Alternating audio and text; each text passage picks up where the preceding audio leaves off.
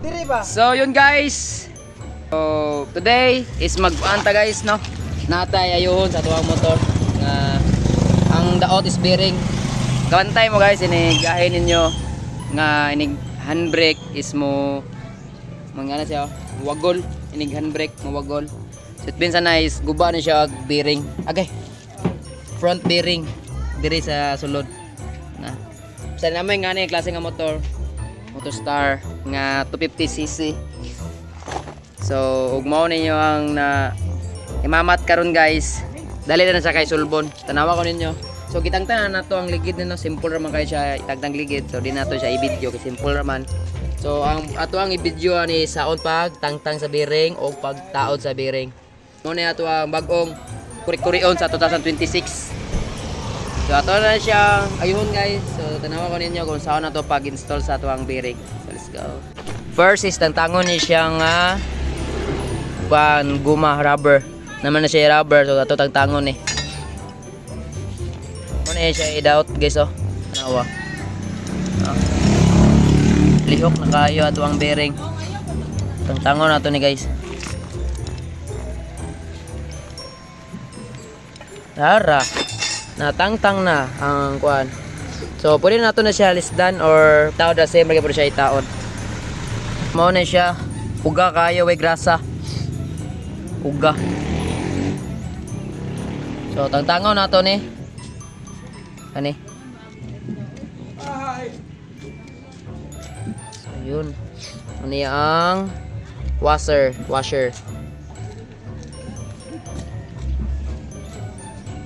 Guba juga ayo ang mga julin wana nakatupong.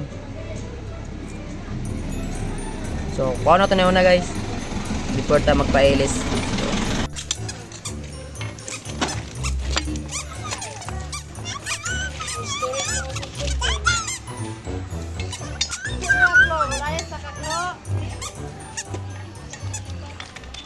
Kani nga time guys, ato adyo nagipa-target aga tuang bearing kilusot kayo ipton. So unsaon natog lugit, gahi kayo jud kwaon so mo na ato ang i-time ipa-target yun ni nato aron maibot yun ni ato ang bearing. Maayo ra pod naabta nato si kuya nga padong ta mo uli, mao na nga nagpa-target nato jud ta. Aron mailis da na gyud ato ang bagong bearing. Shoutout day ko ka kuya, bisag gabi na iya jud iibot ato ang bearing para maalis da na gyud ato ang problema. Sa dihang naabtan gyud tag kabuntagon guys, naibot na gyud ato ang bearing. So karon hing palit ta og bagong bearing diri lang sa Nuts Moto Part. Sa daot Tagbilaran, likod sa bus terminal diri lang sa ICM. Mo kini nga shop nga suki kayo nato kay tagapalit nato na jud discount. Salamat diay kaayo kay madam. Bisag tataon na tawa ka balik, gigagya po niya discount. Shout out na sa Nuts Moto Parts, sulit kaayo nga supporter nato. Visit lang mo sa shop kay kani sila kasaligan og barato pag mga pisa. Paayo na mo. Pag human natog palit, dito tag uli og atuang giayo ang bearing. Kita-kita na lang mo ayo kay wala ta kay pangbayad sa atuang mekaniko. Mao na maningkamot na lang gyud ta. So kanatong gibuhat atong giibot ang iyang cover para ato ang butangan og grasa. Aro papadang dalinlog ang ato ang tuyok sa ato ang bearing.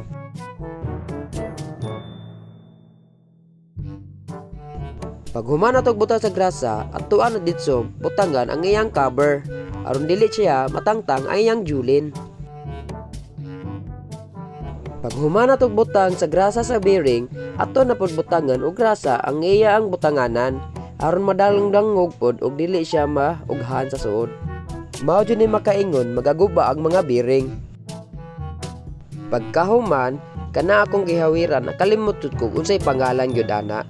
Basta inikuha sa bearing maapil gyud na siya og ibot. Basta mao na to nakalimot ko unsay pangalan ana. So pagkahuman diha atuan na siya ipasulod. Ug kailangan masintro gyud na siya sa buho.